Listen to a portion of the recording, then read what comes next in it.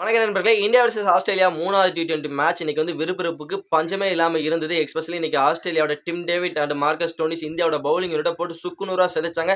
இதற்கு இடையிலயும் நம்மளோட வருண் சக்கரவர்த்தி பட்டைய கிளப்பினாருன்னு சொல்லி ஆகணும். இருந்தாலும் சர்க்கிள் இருந்தாலும் இந்தியாவோட இளம் படை கடைசியில பேட்டிங்ல நாங்க யாரு அப்படின்னு நிரூபிச்சிருக்காங்க. இன்னைக்கு அபிஷேக் சர்மாவா இருக்கட்டும், சுபன் கில், சூரியகுமார் யாதவ், திலக் வர்மா அப்படின்ட்டு இளம் வீரராக இருக்கட்டும் கடைசியில முடிச்சு கொடுத்தாங்க. நம்ம தமிழக வீரர் வாஷிங்டன் சுந்தரா இருக்கட்டும், ஜிதேஷ் சர்மா 2 பேரும் ஒரு அருமையான பினிஷ் பண்ணி இந்தியாவுக்கு இன்னைக்கு ஒரு வெற்றியை தேடி கொடுத்திருக்காங்க. முதல் வெற்றியை பதிவு பண்ணிருக்கோம் இந்த டி20ல வெற்றியை பதிவு பண்ண மட்டும் இல்லாம 1-1 சீரிஸை ஈக்குவல் பண்ணிருக்கோம். ஓகே ஃப்ரெண்ட்ஸ், இந்த மேட்ச்ல எல்லாமே டீடைலா நம்ம பார்க்கலாம். அதுக்கு முன்னாடி இப்பதான் நீங்க ஃபர்ஸ்ட் நம்ம சேனலுக்கு வரீங்கன்னா நம்ம சேனலை சப்ஸ்கிரைப் பண்ணிக்கங்க, பக்கத்துல பெல் ஐகான் இருக்கும் அதையும் கிளிக் பண்ணிக்கங்க. அப்பதான் நம்ம போடக்கூடிய வீடியோஸ் எல்லாமே உங்களுக்கு நோட்டிஃபிகேஷன் வரும். வாங்க தெளிவா வீடியோல பார்த்தலாம். இந்தியா வெர்சஸ் ஆஸ்திரேலியா இந்த 3வது டி20 மேட்ச்ல போன மேட்ச்ல இல்லாத மாதிரி இந்த மேட்ச்ல கௌதம் கம்பீர் 3 சேஞ்சஸ்ங்கிறது பண்ணியிருந்தாரு. 3 சேஞ்சஸ்ல வாஷிங்டன் சுந்தர் உள்ள இறக்கிருந்தாரு, பிளஸ் ஜிதேஷ் சர்மா உள்ள வந்திருந்தாரு. ஹர்தீப் சிங் 3 பேரும் இன்னைக்கு உள்ள என்ட்ரி கொடுத்தாங்க. பிளஸ் அதே மாதிரி வெளியில போனது யாரும் அவரோட ஃபேவரட் பிளேயரான ஹர்ஷித் ராணா வெளில போயிருக்காரு, குல்தீப் யாதவ் வெளில போயிருக்காரு, நம்மளோட விக்கெட் கீப்பர் சஞ்சு சாம்சன் வெளியில போயிருக்காங்க. இவங்க 3 பேரும் இன்னைக்கு இன்றைய என்ட்ரி இந்தியன் டீம்ல கொடுத்தது அவங்களோட பங்களிப்பு சரியா கொடுத்துருக்காங்க. இவங்க 3 பேருமே இன்னைக்கு ஒரு சரியான ஒரு பர்ஃபார்மன்ஸ்ங்கிறத கொடுத்துருக்காங்கன்னு சொல்லி ஆகணும்.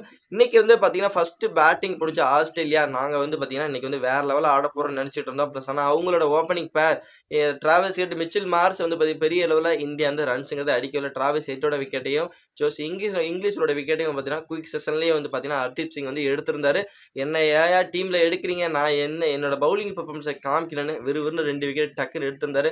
டி20ல இந்தியாவோட நம்பர் 1 பவுலர் இருக்கு ஹர்தீப் சிங். இவ்வளவு நாளா ஓரம் கட்டி வச்சிருந்தீங்க, அவர் இன்னைக்கு நான் யாரு அப்படிங்கறத டக்குன்னு ஒரு 2 விக்கெட் எடுத்ததுலேயே அவர் காமிச்சாருன்னு சொல்லி ஆகணும். அதுக்கப்புறம் வருண் சக்கரவர்த்தி பேக் டு பேக் 2 விக்கெட் எடுத்து பேக் ஃபுட்ல இருந்த இந்தியா மறுபடியும் உள்ள என்ட்ரி கொடுத்தாரு. ஏன்னா டிம் டேவிட் ஒரு முனையில் ஆஸ்திரேலியாவோட விக்கெட் ஒரு பக்கம் போயிட்டே இருக்கு. ஆனால் டிம் டேவிட் மட்டும் தனியால நின்று போட்டு இந்தியாவோட பவுலிங் விட்டு நொறுக்கு நொறுக்குறாரு. பிளஸ் 74 ரன் கொஞ்ச நேரத்திலேயே ஆஸ்திரேலியாவோட ஸ்கோரை எங்கேயே ஏற்றுட்டு போயிட்டாரு. அதுக்கப்புறம் இந்தியா நல்ல ஒரு கம்பேக் பண்ணி மறுபடியும் கேமுக்குள்ள வருவாங்கன்னு நினைச்சிட்டு இருக்கும் போது மறுபடியும் மேத்யூ சாட்டும் மார்கஸ் ஸ்டோனிஸ் 2 பேரும் ஒரு அருமையான ஒரு பார்ட்னர்ஷிப் அவங்க 2 பேரும் பில்ட் பண்ண ஆரம்பிச்சாங்க. மார்கஸ் ஸ்டோனிஸ் ஒரு அருமையான ஆஃப் செஞ்சுரி 64 ரன் அடிச்சு ஸ்கோரை எங்கேயோ கொண்டு போயிட்டாங்க.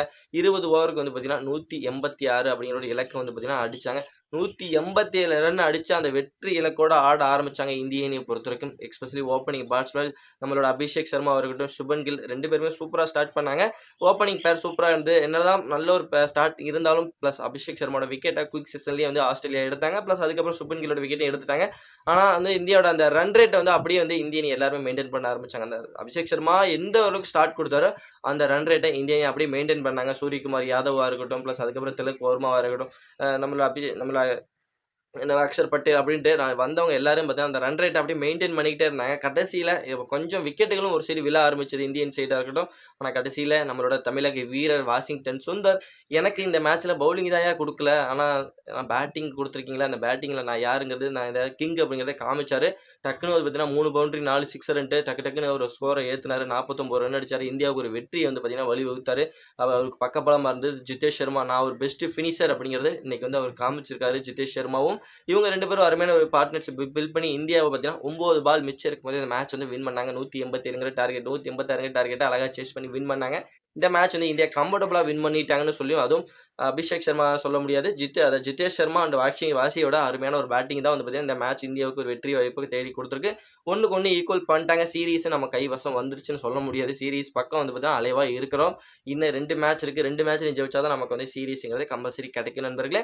ஓகே, இதெல்லாம் ஒரு பக்கம் இருக்கட்டும். இந்த மேட்ச் இந்தியா கம்ஃபர்டபுளாக வின் பண்ணோம். ஆனால் இந்த மேட்ச்ல சேஞ்ச் பண்ணாங்கல்ல, 3 பேர் உள்ள என்ட்ரி கொடுத்தாங்க. இந்திய அணியில 3 பேர் என்ட்ரி கொடுத்தாங்க. ஹர்ஷித், வாஷிங்டன், ஜிதேஷ் சர்மா 3 பேருமே சூப்பராக பர்ஃபார்மன்ஸ் பண்ணியிருக்காங்க. ஹர்ஷித் சிங் ஸ்டார்டிங்ல 2 விக்கெட் எடுத்தாரு. அதுக்கப்புறம் டெத் ஓவரில் ஒரு விக்கெட் எடுத்தாரு. 3 விக்கெட் எடுத்தாரு. இந்த மேட்சை பொறுத்த வரைக்கும் வாசிக்கு பவுலிங் கொடுக்கல.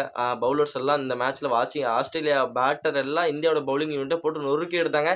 அப்பயாவது வாசிக்கு பவுலிங் கொடுப்பாங்கன்னா பவுலிங் அப்பயும் கொடுக்கல. ஆனால் பேட்டிங் அவங்க கொடுத்தாங்க. பேட்டிங்கை சரியா பயன்படுத்தினாரு. டப்புன்னு 4 சிக்ஸ் 3 பவுண்டரி அடிச்சு 49 ரன் அடிச்சு இந்தியாவுக்கு ஒரு வெற்றி வாய்ப்பை தேடி கொடுத்தாரு. அதே மாதிரி தான் ஜிதேஷ் சர்மாவுக்கு இன்னைக்கு ஒரு வாய்ப்பு கிடைச்சது. அதை நல்லா பயன்படுத்தினார்.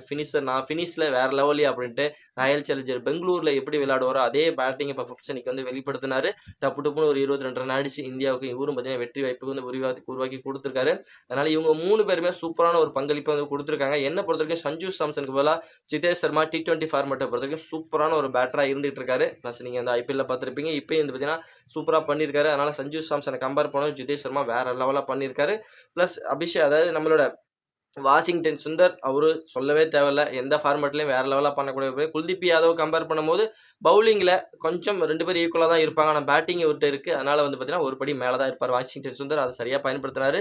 Kuldeep Yadav okay. Washington Sundar equal pace தான். ஆனா இன்னொருத்தர் இருக்கார்ல நம்மளோட தலைவன் யாருன்னு சொல்லவே தேவையில்ல. உங்களுக்கு எல்லாத்துக்குமே தெரியும். கௌதம் கம்பீரோட ரொம்ப ரொம்ப ரொம்ப ரொம்ப புடிச்சவர் ஹர்ஷித் ராணா.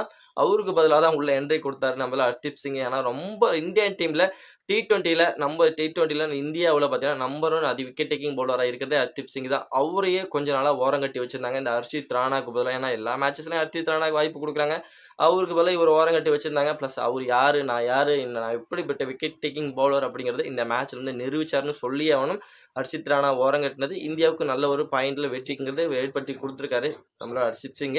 Okay friends. நீங்க உங்களோட கருத்த சொல்லுங்க. இந்த 3 பேரும் இந்தியன் டீம்ல இன்னைக்கு என்ட்ரி குடுத்தது இந்திய அணிக்கு எந்த அளவுக்கு ஒரு நல்ல ஒரு அட்வான்டேஜா இருக்கு. இந்த காம்போ இந்தியாவுக்கு நல்லா செட் ஆயிருக்க மாரி எனக்கு தோணுது. நீங்க உங்களோட கருத்த சொல்லுங்க. இந்தியா இந்த மேட்ச் ஜெயிச்சிருக்காங்க. இந்த மேட்ச்ல என்ட்ரி குடுத்த 3 பேரோட பங்களிப்பு சூப்பரா இருந்திருக்கு. இத பத்தி நீங்க என்ன நினைக்கிறீங்க அப்படிங்கிறத நம்மளோட கமெண்ட் செக்ஷன்ல கமெண்ட் பண்ணி மறக்காம நம்மளோட சந்திர சிக்ஸ் யூடியூப் சேனல் சப்ஸ்கிரைப் பண்ணிக்கங்க. பக்கத்துல பெல் ஐகான் இருக்கு. அதையும் கிளிக் பண்ணுங்க. அப்பதான் நம்ம போடக்கூடிய வீடியோஸ் எல்லாம் வந்து உங்களுக்கு நோட்டிஃபிகேஷன் நம்ம நெக்ஸ்ட் வீடியோ பண்ணலாம். Bye bye friends.